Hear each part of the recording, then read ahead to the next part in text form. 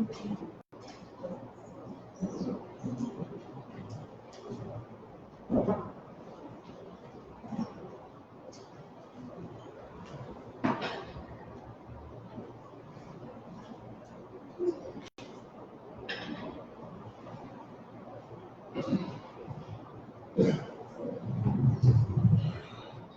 noite a todos. Diferença de voz. Bem, falar de destruição é uma lei dentro da doutrina espírita que, infelizmente, é uma das menos faladas, uma das menos trazidas, talvez pelo fato de nos direcionar literalmente a questão da destruição material, sofrimento, dores, aniquilamento de paixões, uma série de questões que a gente vincula ao termo destruição. E deixa eu só um segundo. E quando a gente vem para a doutrina de uma forma mais séria, estudando, buscando, e dá de frente com uma lei chamada destruição, a gente fala, meu Deus, como é que é isso? Deus nos impõe um sofrimento e ainda em cima desse sofrimento determina leis com regras de como eu vou sofrer, por que eu vou sofrer. É algo meio inicialmente estranho. Mas antes de entrar, de aprofundar nesta lei, é interessante que saibamos que a lei de destruição é uma entre 10 leis morais.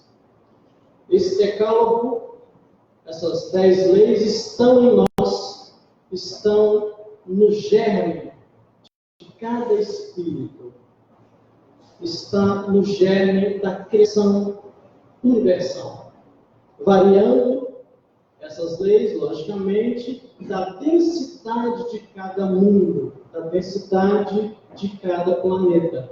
E no nosso caso específico, nós temos 10 leis.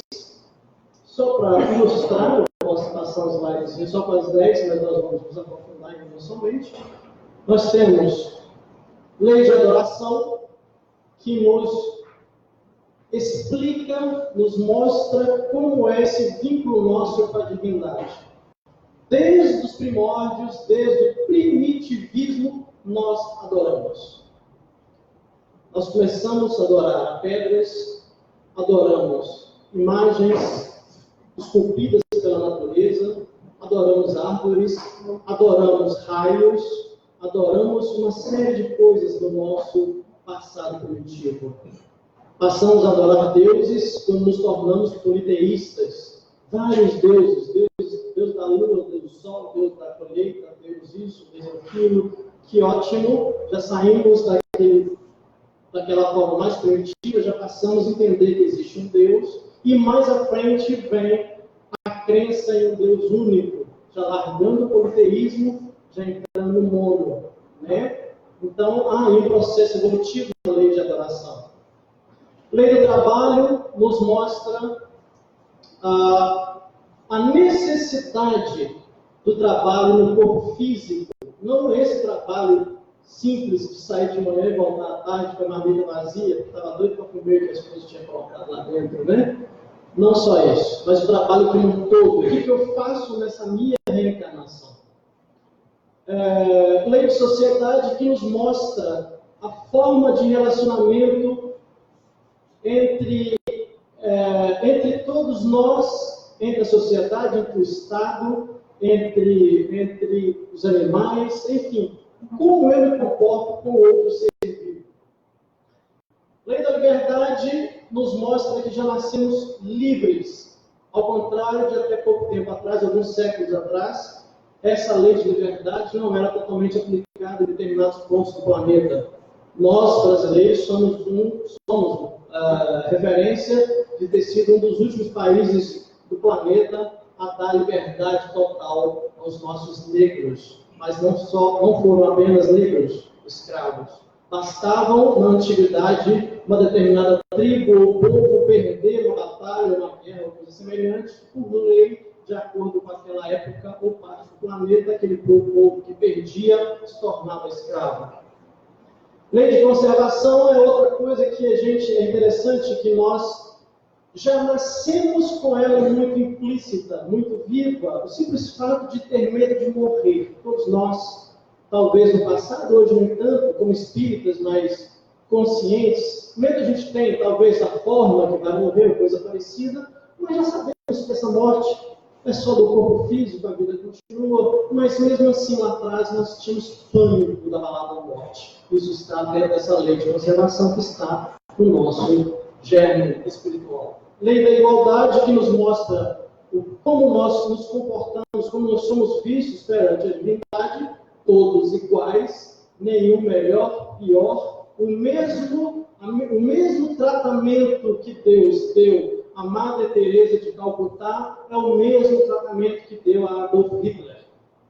O mesmo tratamento do João Paulo II, o Emmanuel ou qualquer outra entidade veneranda é o mesmo tratamento de Stalin, Lenin ou qualquer outro genocida que passou nesse planeta. A única diferença entre esses espíritos foi o livre-arbítrio. Ação de cada um, mas o tratamento dado por Deus, as oportunidades foram as mesmas. Isso nos traz a lei da igualdade. Lei de reprodução, mostrando muito claramente a necessidade da perpetuação da espécie e outras questões no campo afetivo. É belíssima uma matéria para estudar. Emmanuel, particularmente quando entramos na questão do sexo, que ainda há pouco tempo atrás o sexo era visto como algo demonizado, particularmente por determinadas linhas mais radicais da teologia. E é interessante, Emmanuel, em determinado momento, ele diz que o sexo é divino, e realmente o é, seja pela perpetuação da espécie, seja pelo ato de amor, seja por uma série de questões que se colocam em cima do ato propriamente dito. E a lei de reprodução nos traz, o estudo é muito belo, é interessante que façamos. Lei do progresso, outra lei que está intimamente ligada à lei do trabalho e intimamente ligada à lei de destruição, que nós vamos aprofundar um pouco mais. E, por último, a lei de justiça, amor e caridade. Talvez a mais importante e mais bela de todas, porque ela resume todas as outras 9. Explicando, sou eu lapidado, interagindo comigo perante o universo, interagindo com o meu próximo e interagindo com a criação. Pois bem, vamos voltar para a destruição em si.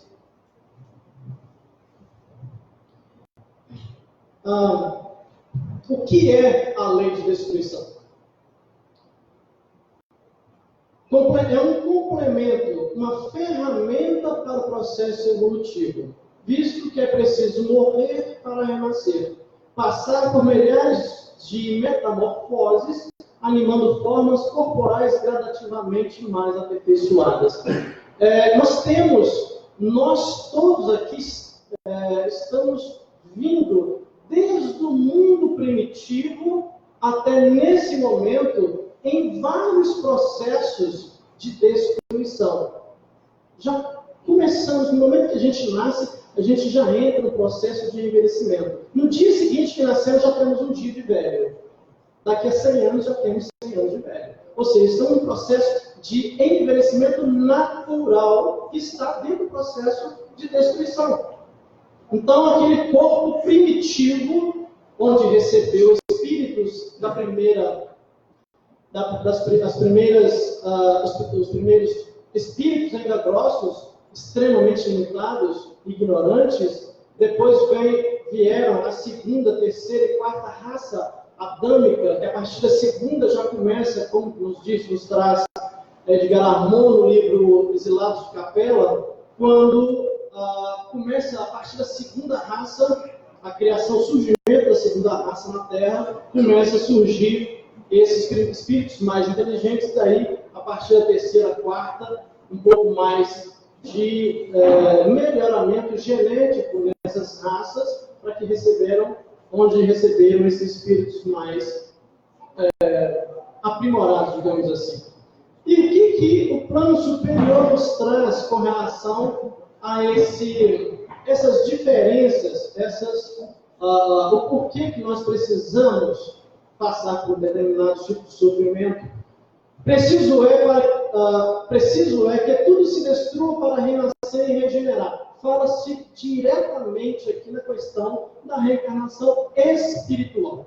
O que é destruído é unicamente o corpo físico, o nosso envoltório espiritual. Isso independe de qual lugar do planeta eu esteja, qual religião eu professe, que cor eu tenho, qual família cresci, o processo é único. O processo é sutil, suave, porém contínuo. Porque o que chamais de destruição não passa de uma transformação aos olhos de Deus, que tem por fim a renovação e a melhoria dos seres vivos. Todos nós passamos por essa transformação. Kardec nos traz isso no livro dos Espíritos, na questão 728. Por influência dos flagelos destruidores, naturais e independentes, o homem desenvolveu a ciência, os trabalhos da arte, o aperfeiçoamento, a agricultura, das irrigações, o estudo das condições higiênicas, os meios de neutralizar ou pelo menos atenuar tantos desastres. Aqui a gente já está começando a entrar nas questões naturais. Os flagelos que tanto balançam esse planeta, balançam literalmente. Nós temos várias formas: tsunamis, terremotos, maremotos, enchentes. Nessa semana, parece que antes de ontem, teve uma enchente que acabou com uma cidadezinha ali no Espírito Santo, passou na imprensa, a rua levando a cidade inteira, lojas inteiras indo embora, e aquele sofrimento. Por que existem esses flagelos naturais? É uma pergunta muito interessante. Deus está punindo a nós? Deus está, viu uma cidade, um prefeito, um povo não gosta e despeja água naquela região? Por que isso acontece? Essa é uma pergunta quase que unânime. Mas vendo essas questões locais, se nós ampliarmos e voltarmos nos nossos antepassados, lá atrás, nos meros 400 ou 500 bilhões de anos, veremos que esse processo é contínuo em todas as partes do planeta. Veremos que a todo instante a engenharia astral, os arquitetos espirituais estão vindo preparando esse planeta para que nós tivéssemos, nesse momento, condições de aqui estarmos nessa terra suave, com os mares de um lado, a terra de outro, as montanhas, o fundo do mar, tudo está no seu local que deveria estar para que nos recebesse. Só que não era assim. Antes havia um outro ser dominante. Hoje nós somos dominantes. Nós, seres humanos, podemos evoluir ou destruir de acordo com o nosso livre-arbítrio. Mas Deus, junto com toda essa arquitetura, junto com o nosso governador, que antes desse planeta surgir, já era governador da causa, nosso mestre Jesus, mas só que esse planeta vem passando e um outro ser teve que ser dizimado para que nós estivéssemos aqui agora. Isso está dentro da lei de destruição. Ou seja, é o principal fator para a transformação planetária. E isso até então estamos falando unicamente de destruição necessária, divina. Porque existe uma outra, vamos falar um pouquinho, que é a destruição abusiva. Que essa, infelizmente, recai sobre os nossos ombros. Mas Lá atrás, há alguns bilhões de anos, essa Terra passou por talvez o maior e mais catastrófico evento natural existente até então estudado e descoberto. Quando esse meteoro se choca com nosso planeta numa velocidade de 72 mil quilômetros por hora, com um diâmetro, um raio de 10 quilômetros de largura. Esse meteoro choca-se aqui em cima, acima da América Central, mais precisamente na península de Yucatán, no México. Até hoje tem, se buscarem no Google, terá lá a cratera causada por esse choque. Tamanho foi a força e intensidade que algumas literaturas da ciência, do campo universitário, afirmam que o eixo de translação e rotação da Terra foi alterado.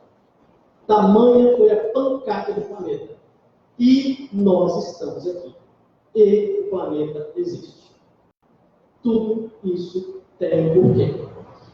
Assim foi. Esse evento acabou com 95% da vida animal e vegetal do planeta.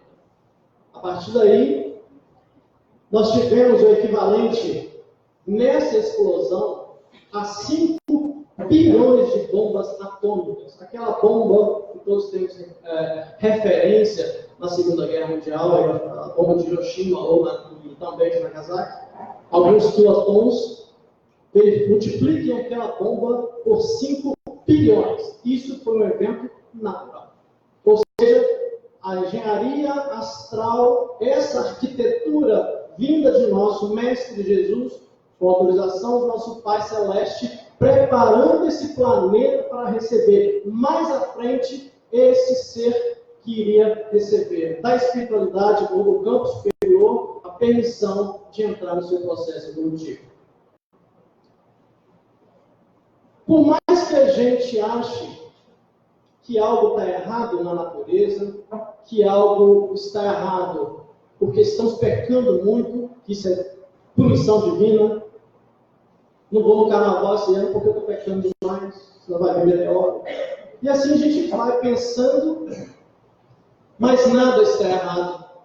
Tudo acontece no seu devido lugar, no seu devido momento e por uma razão celeste, sempre no processo evolutivo. Na natureza nada se cria, nada se perde, tudo se transforma. Isso nos foi trazido por Lavoisier até 1777, pai da física moderna, e a partir daí temos várias informações de cientistas das mais variadas áreas. Interessante é que se nós olharmos esses cientistas, eles não têm vínculos quaisquer com nenhum tipo de religião. Simplesmente algo provado. Dentro da nossa limitação humana. Mas nos traz informações que sabemos que esses homens, por mais que sejam as suas limitações intelectuais ou até mesmo de crença, mas sabemos que todos são induzidos, auxiliados pelos seus anjos guardiões de trazer informações do alto. Nada é por acaso. A verdade, ela permanece, a verdade, ela é literalmente imortal. Entra geração, sai geração, passa milênios e milênios, e aquela verdade ela é única, ela é divina. E assim a gente entende um pouquinho mais a questão da destruição necessária. Essa destruição que hoje certamente nos assusta, mas explicada sem nenhuma sombra de dúvida de onde vem e por que vem. Tantas são elas, como dito, enchentes, maremotos, tsunamis, tufão, furacão, tempestade, tsunamis, ondas gigantes. Todo mundo aqui assistiu 2012, o pânico que fez próximo da gente, achando que depois de, como a profecia maia nos dizia antes da data de 2012, todo mundo vendeu o carro, vendeu não sei o quê, como se o dinheiro no banco não iria acabar também. Mas enfim, e assim a gente vai trocando essas experiências e aprendendo um pouquinho mais e, acima de tudo, entender que somos essa destruição ou essa dor, ela é só do corpo físico. A nossa casa que vai embora na enchente, no terremoto, como teve ainda há pouco tempo no Haiti, e tantos outros flagelos que destroem tudo que temos. Perdemos a vida, às vezes, porque estamos dentro de casa, a casa cai em cima de nós, nossas famílias, é algo natural. Mas lembremos, o que morre é só o envoltório do Espírito. E nada é por acaso também. Certamente, aquela dor, naquele momento, tem um ditado muito, não é engraçado, mas não deixa de ser cômico, que não há limão que a espiritualidade não faça uma limonada. E é interessante, porque todo sofrimento existe uma causa e um aprendizado para esse espírito que eles encarnam. Pois bem, nós passamos nos últimos 200 e 540 milhões de anos essas transformações no campo físico do planeta. Saímos de um continente único. Tamanhas foram as forças dos terremotos, maremotos e todos os flagelos naturais.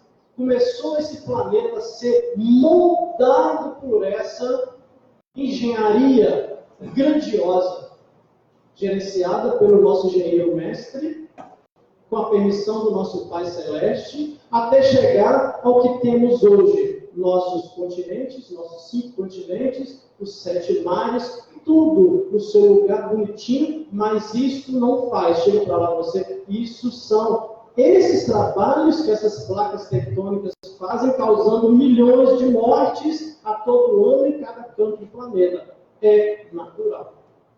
Quando a gente estuda a lei de destruição, a gente, por mais que tenhamos medo, realmente nos causa medo, mas nós deixamos de culpar uma divindade, porque temos ciência que é um processo natural. Assim como eu nasci, assim como eu passei a minha primeira infância, segunda infância, cheguei aos 40, 50 anos, já começo ladeira abaixo, chego ali nos meus 100 anos, eu sei que eu vou desencarnar. Eu sei, é certo, eu irei desencarnar com X anos, todos nós. Mas sabemos também que só o corpo vai ficar, o espírito continua. Tem uma frase que nós falamos sempre que o espiritismo matou a morte. Até o espiritismo existia uma morte que depois do túmulo não tinha nada. E vem o espiritismo, não só o espiritismo, tem outras religiões também, mas o espiritismo nos traz isso de uma forma mais didática, mais clara e, acima de tudo, com maior alívio. Depois do túmulo existe vida.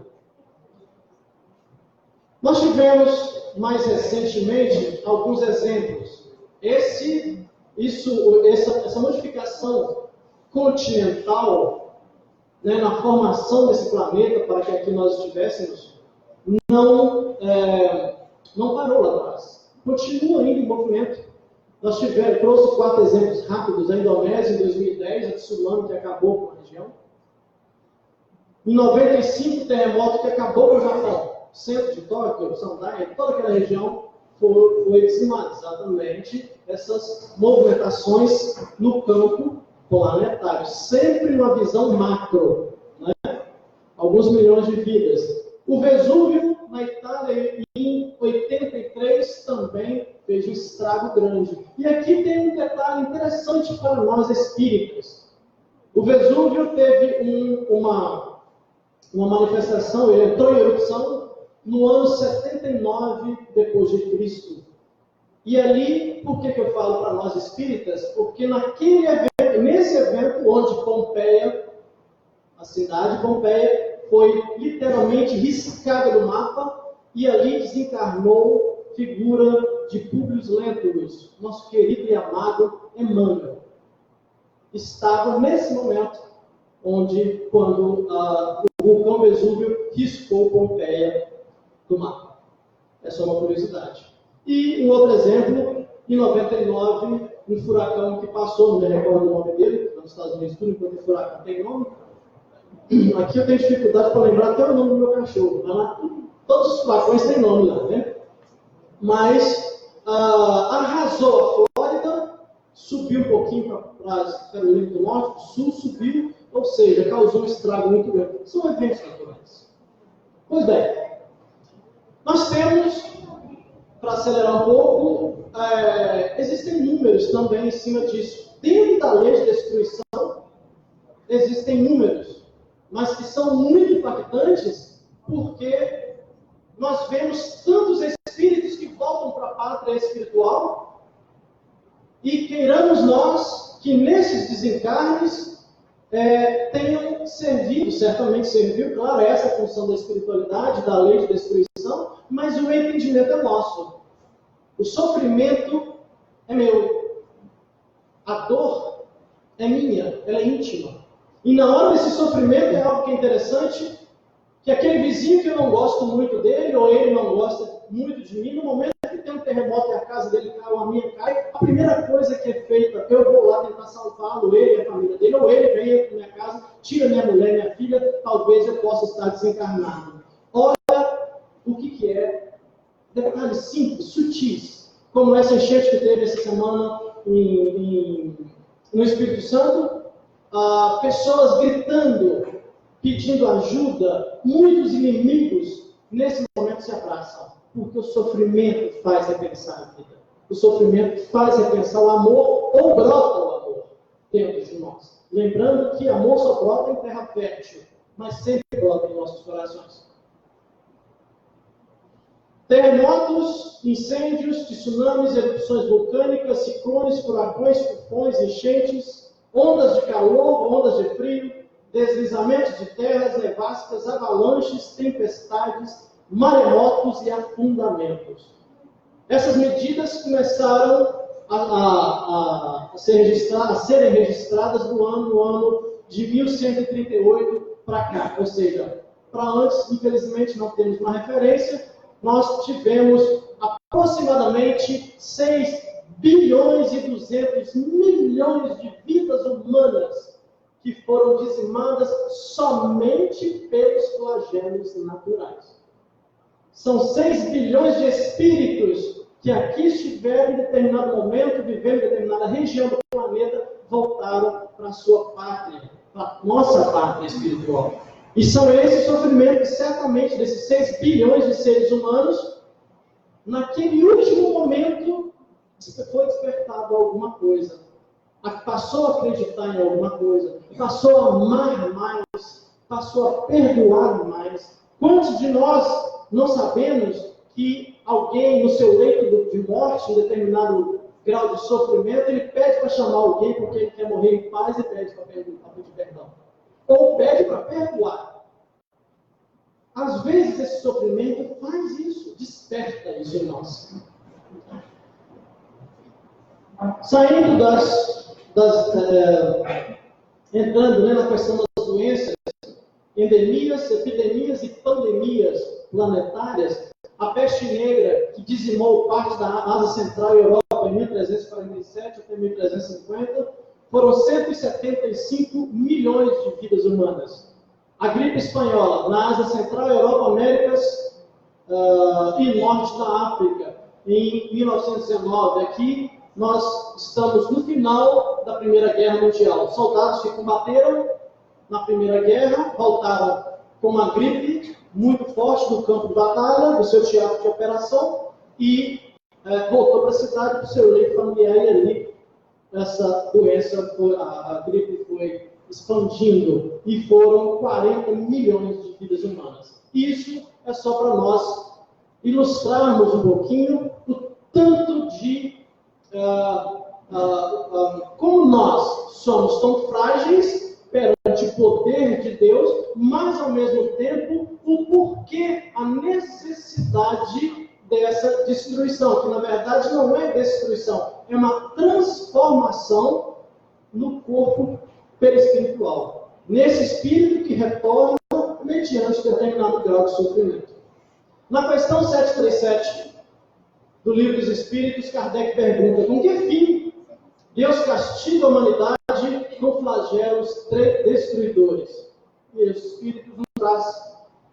Deus o faz com a finalidade de fazê-la progredir mais depressa, A destruição é uma necessidade para a regeneração moral dos espíritos, que em cada nova existência sobem um degrau na escala do aperfeiçoamento. Ou seja, isso Kardec, logicamente, tinha a mesma dúvida que todos nós. Por que Deus faz isso conosco? E cada um intimamente tem o seu porquê, a sua necessidade, por mais que nós não saibamos, mas nós temos as nossas necessidades e que esse sofrimento, naquele momento específico, nos alivia. Bem, isso, até então falamos da lei da destruição necessária, que é essa que não tem influência humana. E agora a gente fala um pouquinho da da destruição abusiva. Essa sim recai sobre os nossos ombros. Humanos, orgulhosos, cabeça dura que somos, e tantas outras características que nos leva a administrar esse planeta, lembrando que lá atrás uma outra espécie foi dizimada, foi tirada para que nós aqui hoje estivéssemos. E às vezes nós não levamos isso em consideração e nós matamos, nós ignoramos leis, nós confundimos a liberdade que temos com o poder que temos. Temos a questão natural e temos as guerras. Difícil interpretação, porque sempre tem. Por que o homem faz guerra? Portela, acho que foi em dezembro, me perguntou qual seria o tema da palestra de hoje. Acho que foi dia 27 e 28, não sei, perto do Réveillon. E eu virei para ele e falei, Portela, vou falar sobre lei de destruição nos dias atuais. Isso foi no finalzinho chegando no Réveillon. Passa o Réveillon, dia 1º, dia 2, dia 3, os Estados Unidos bombardeiam parte do Iraque e matam o general Soleimani. Naquele momento eu passei um aperto, pensei, será que podia? Então nós vivemos esse pico de paz momentânea em determinada região, depois não mais, depois sim, depois não. Não existe uma paz, nunca existiu uma pesquisa de alguns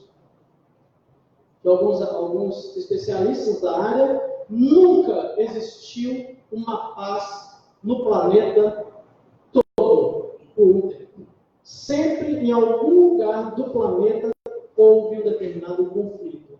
Várias são os porquês, várias são as interpretações, mas sempre com o egocentrismo, o orgulho, o poder e alguns outros defeitos do espírito, seja individual, seja de um povo. Agora, nesse momento, nós estamos vendo isso como exemplo. E isso acaba comprometendo, seja a psicosfera do planeta, seja a segurança do planeta e outras coisas, né, que nós poderíamos evitar. No campo das guerras, nós temos homicídios, crueldade, estupros, né, duelo, pena de morte. Tudo isso está no livro dos Espíritos. E é interessante que nós dessemos uma olhada um pouco mais. E no tema crueldade me chamou um pouco a atenção, porque temos situações que não basta matar. Não basta matar o inimigo no combate. Tem que ser cruel. Nós temos exemplo hoje do Estado Islâmico, por exemplo, que quando pega cristãos, ele não só mata cristão. Ele degola, filma, para a humanidade ver quem são eles ou o que eles fazem. Ou seja, nesse momento nós vemos esse espírito ali encarnado, nesse soldado que pratica o ato, e isso é do soldado, desse homem que pratica esse tipo de crueldade. Não é da instituição, não é do Islã. Quando o profeta Maomé fala da jihad islâmica, que é a morte em nome de Allah, e realmente está escrito, mas se adentrarmos mais na jihad islâmica, entendemos que é um caráter individual, que é matar dentro de nós o que nós temos de ruim, que é o medo de Allah. Mas esse erro não é só dele, porque nós também já cometemos alguns erros no passado, que nós vamos falar mais à frente, de questões de interpretação. Assim como Gandhi passou na Terra, nos deixou grandes ensinamentos, assim como o próprio profeta Maomé, Krishna, Confúcio, tantos homens, para nós cristãos, o nosso mestre Jesus, mas todos eles com essa essência de demonstrar em cada parte do planeta, respeitando a cultura local, mas despertar o amor em cada um, o respeito à divindade, e não pegarmos isso, colocarmos no bolso e sair do doido. Isso acontece também no espiritismo. Não pensemos que estamos isentos disso. Eu particularmente conheço, e muitos conhecem também, espíritas radicais. Espíritas radicais. Então, é um cuidado que temos que ter na interpretação daquilo que decidimos seguir, seja na doutrina A ou B, e a quem está acima, no nosso caso, o Mestre Jesus, ou Krishna, ou Buda, ou qualquer outro. Mas o amor prevalece. Se aquilo que está brotando em mim não é da religião e nem daquele que eu sigo, é meu.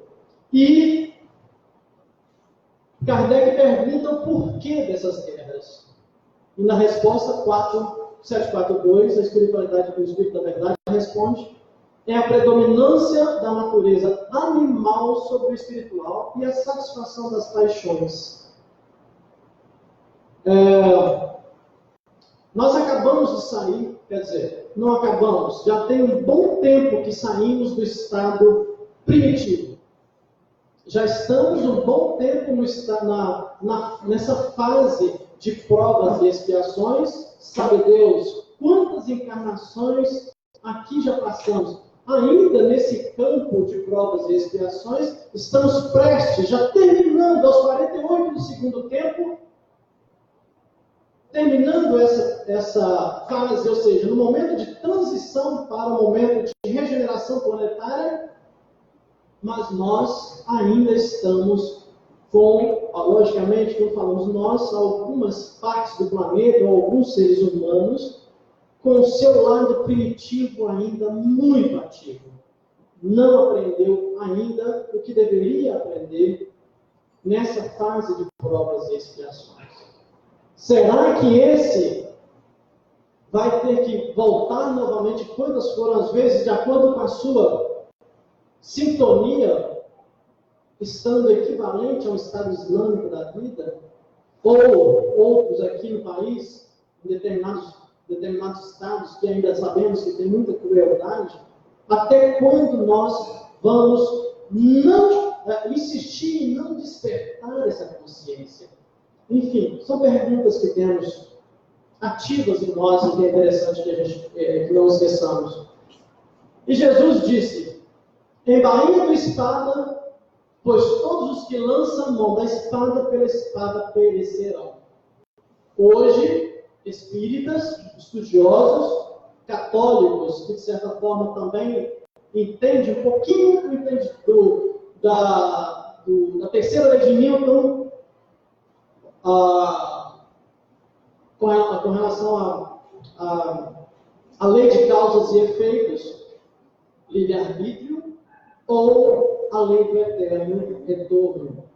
Quando Jesus disse isso, está escrito em Mateus 26:5:2, nosso irmão Papa Urbano II, lá no início do milênio passado, junta a alta cúpula da igreja e forma um grupo de templários.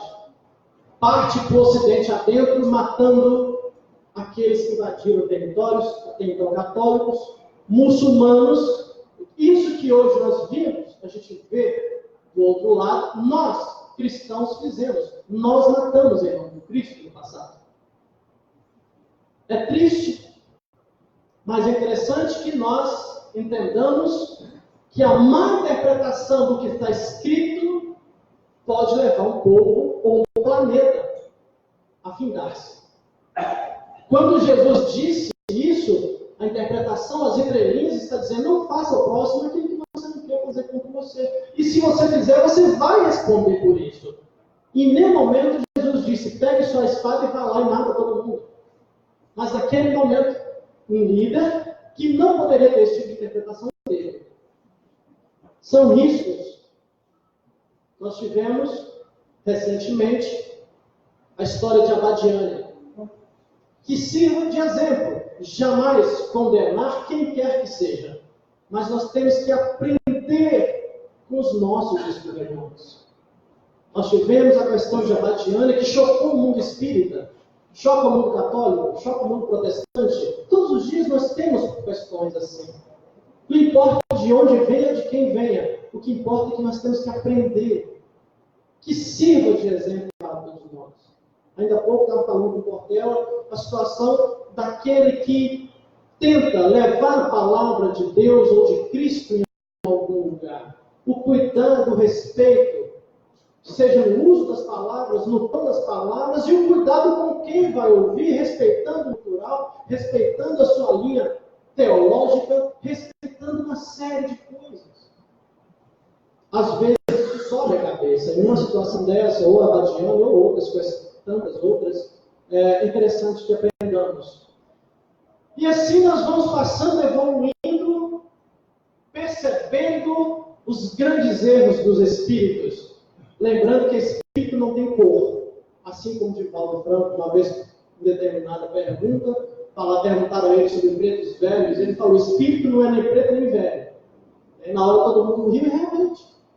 Né? Mas, trabalhadores de mediúnica, sabemos que até hoje temos um grande número de espíritos que se manifestam. Nós tivemos a nossa abolição em 1888, e até hoje tem espíritos em sua tela mental presos à sua dor, à vingança, com seu senhor de engenho, preso à mágoa, a uma série de sentimentos ainda se manifestando em nossas mediúnicas por causa do mal que nós fazemos. Por causa da não interpretação do que é o outro. Não, porque o outro usa uma cadeira de roda, não é meu irmão. O outro tem uma debilidade, o outro tem um corpo débil, veio com uma determinada doença na mente, não é meu irmão. É negro, é branco, é isso, é aquilo. Não. São seres humanos. E como espíritas, logicamente, temos uma consciência um pouquinho maior. Em nenhum momento falamos que somos melhores, mas nós temos mais responsabilidades. E sobre nós pesa mais a responsabilidade por sabermos que determinados erros não somos mais permitidos a ter. Nós somos seres humanos do século XXI, terceiro milênio da humanidade, da era cristã. Alguns erros não podemos mais cometer. Alguns erros nós nascemos sabendo. Hoje uma criancinha de 2 aninhos, minha filha fez 2 anos ontem, antes de ontem, ela já pergunta: papai pode? O olhinho dela já fala que vai receber não. Ela já sabe que é não. Nós, com 20, 30, 40, 50 anos, alguns erros nós não podemos nos permitir. Escravidão, prática em que o ser humano assume direitos de propriedade sobre o outro, imposta por meio da força, geralmente oriundos de povos derrotados em guerras ou traficados de regiões desprovidas de segurança ou economias fortes. Prática comum entre os povos babilônios, egípcios, assírios, hebreus, gregos, árabes, romanos, também Atenas, Mesopotâmia, Ásia Menor, Índia, China e Américas. Ou seja, o planeta todo escravizou. O planeta todo cometeu esse grande delito, essa grande ofensa à divindade, que foi colocar um ser semelhante em cativeiro. E até hoje temos. Essa escravidão aqui é escravidão oficial. Mas até pouco tempo, vira e mexe, a gente vê na imprensa marido que deixou a mulher amarrada no porão da casa, deixou filha amarrada, deixou a mãe amarrada, enfim. É um tipo de escravidão. 13 e 14 do capítulo 8 do Evangelho segundo o Espiritismo, a equipe do Espírito de Verdade nos diz que quando o mal for excluído totalmente do planeta, haverá harmonia e compreensão. Mas esse tempo ainda não chegou. Acabamos de citar a situação do Estado Islâmico, guerra que começa, não acredito que vai começar, porque o mundo todo já está mais consciente, não é interessante para ninguém, mas não deixa de haver ofensas, farpas aqui e ali, entre uma nação e outra nação. São riscos desnecessários. Estamos emanando para o universo, para a nossa psicosfera, uma energia densa, a qual nos impede de entrar nesse processo evolutivo. E Jesus assevera: ai do mundo por causa dos escândalos, porque é inevitável e necessário que venham os escândalos. Citei agora a situação de Abadiânia e tantas outras, que, já que houve, ok, aprendamos. Triste daquele que foi ferramenta do erro. E assim são várias outras, isso só no campo teológico, mas temos também no campo político, administrativo, familiar. Sempre temos exemplos que podemos copiar aquelas dores e falar: opa, para mim não quero aquilo, realmente aquilo é errado, ele escapuliu ali, mas não devia ter falado. E assim a gente vai, quando Cristo nos fala ai daquela pessoa, ele nos orienta: aprenda, porque você pode ser o próximo. É interessante que a gente entenda. E assim eu trouxe algumas figuras aqui só para ilustrar alguns seres humanos, alguns espíritos infelizes que já entraram no seu processo de estudo na erradicidade, acredito eu, outros não, mas no século passado, no século mais recente, foram figuras que abalaram essa moral do Cristo, abalaram essa lei, foram ferramentas da lei de destruição. E aí a gente traz figuras da Segunda Guerra Mundial: Mussolini, Hitler, Stalin, Lenin, Mao Tse Tung e tantos outros que nos chocaram um pouco. Na cabeça daquele ser estava certo. Porém, faltou a assessoria dele. Será que ele não fechou totalmente a porta para a espiritualidade? Eu trouxe rapidamente alguns números para sabermos o quão perigoso é o mal que eu não seguro que porventura pode estar dentro de mim. Individualmente, na era cristã, nós tivemos algumas figuras, mas vamos deixar, logicamente, não entrar na questão da condenação, mas somente do aprendizado e do risco do não policiamento. Mao Tse Tung da China, um único espírito encarnado, foi responsável pela morte de 77 milhões de pessoas. Stalin na Rússia, 43 milhões de pessoas. Hitler na Alemanha, 21 milhões de mortos, sendo 6 milhões de judeus. Kublai Khan na Mongólia, 19 milhões de mortos. Imperatriz Cixi na China, 12 milhões. Isso cada pessoa, tamanho ou peso. Rei Leopoldo da Bélgica, 10 milhões. Chiang Kai-shek na China, 10 milhões. Gengis Khan na Mongólia, 4 milhões. Em seguida, eu peguei os 20 próximos genocidas que deu uma soma de 68 milhões de mortos. Olha o que uma pessoa, um espírito encarnado pode fazer no planeta. Tamanho poder de destruição que o ser humano pode, infelizmente, causar a um povo, um continente ou até mesmo na questão planetária. E aí, na questão 744 do Livro dos Espíritos, Kardec pergunta: qual o objetivo da providência divina ao tornar a guerra necessária? Aqui chamou atenção porque mostra, Kardec pergunta: então, peraí, mas Deus permite. Não pode haver uma interferência nesse que vai causar tamanha dor.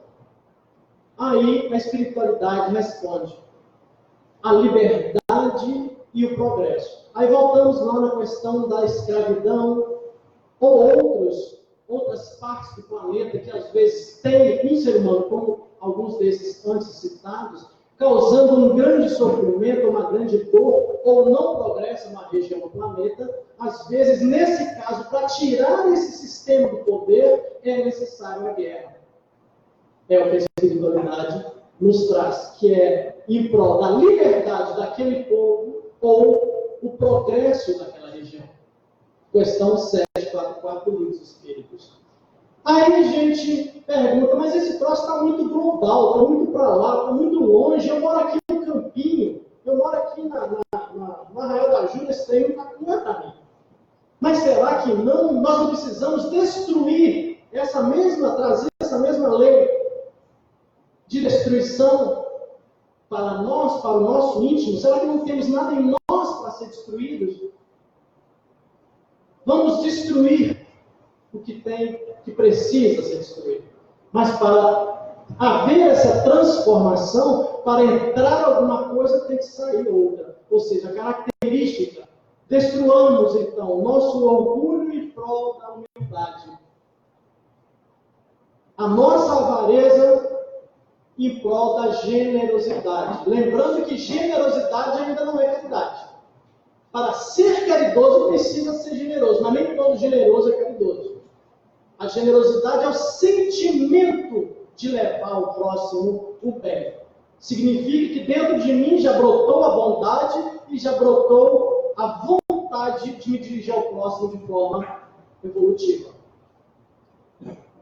Destruamos em nós a inveja em prol da caridade. A caridade, sim, é o momento que eu já venci a maldade, ou seja, me tornei bom, me tornei generoso, que brotou em mim a vontade de ir até o próximo, e a caridade é o ato prático. Eu sou generoso e vou lá fazer pelo amor. Isso é a caridade. A ira, em prol da mansidão ou a suavidade do ser, a luxúria em prol da castidade. Quando falamos luxúria, não especificamente com relação ao sexo, tudo com relação ao exibicionismo da matéria, o excesso da matéria, sufocando às vezes o próximo ou humilhando o próximo. Porque ter dinheiro ou algo semelhante não é pecado, não é ruim, não é errado. Não, de forma alguma, é necessário até pelo progresso, de acordo com o que eu vou fazer com aquilo. Mas o que eu faço com relação à humilhação do outro, isso sim eu preciso preservar. A gula, com relação à temperança, vamos dar espaço, é a moderação. A preguiça, com relação ao zelo conosco. Basicamente, a lei de destruição nos abre um pouquinho os olhos naquilo que nós temos de mais íntimo, no mais feroz que nós temos dentro do nosso eu. Quando alguém morre, quando alguém desencarna, quando o inimigo suposto em determinada situação, o que eu sinto com aquilo? É interessante que nesse momento eu traga essa lei de destruição para trabalhar dentro de mim. Que este outro siga o seu caminho, mas que tenha sido ferramenta para que eu possa pensar um pouquinho a meu respeito. E se tratando de sociedade, pensar no ambiente que eu vivo, na família, no bairro, na cidade, no meu país e, acima de tudo, no meu planeta.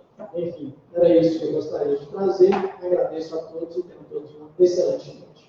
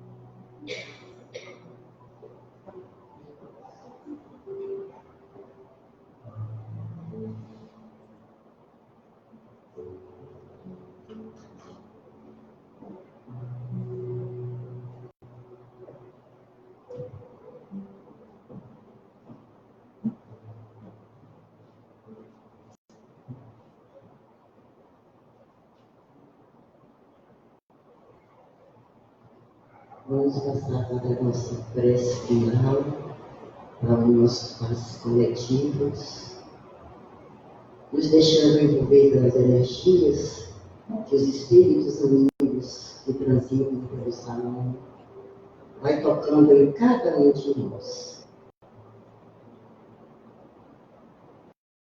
Que possamos deixar que a nossa mente traga sempre a imagem do Mestre Jesus, o nosso guia e modelo, que permite que a espiritualidade nos ampare nas nossas dificuldades. Mestre amado Jesus, amigos espirituais aqui presentes, o nosso pedido, como pedidos que somos, que esteja sempre nos dando a chance, uma nova chance, de recomeçar nas nossas atitudes e na nossa conduta, sempre para melhor. Que aprendizados já temos, discernimento já temos, compreensão já estamos entendendo, mas precisamos, Senhor, tomar as atitudes de mudanças em nós, para assim podermos estar auxiliando a coletividade onde estamos inseridos. Amigos espirituais aqui presentes, toque-nos nas nossas necessidades. Se for do corpo físico, que os médicos espirituais possam estar nos auxiliando com o bálsamo, acalentando as nossas dores. Se for das nossas emoções, permite, Senhor, que possamos refletir nos teus ensinamentos e trazer sempre a imagem do nosso Pai, através da luz que nos auxilia nessa caminhada. Mestre amado Jesus, obrigado mais uma vez pelo dia de hoje, pela noite, que possamos estar nesse momento elevando os nossos pensamentos aos nossos entes queridos que já partiram ou que estão presentes, aqueles distantes e aqueles que já partiram, Senhor. Permita que essa serenidade, essa luminosidade que estamos percebendo agora possa chegar a vós, até cada um deles, através do nosso amor. Obrigado, Senhor. Obrigado, Pai eterno. Obrigado, amigos espirituais, por tudo que temos sucedido. E continua nos cobrindo com a tua paz e o teu amor. Que assim seja.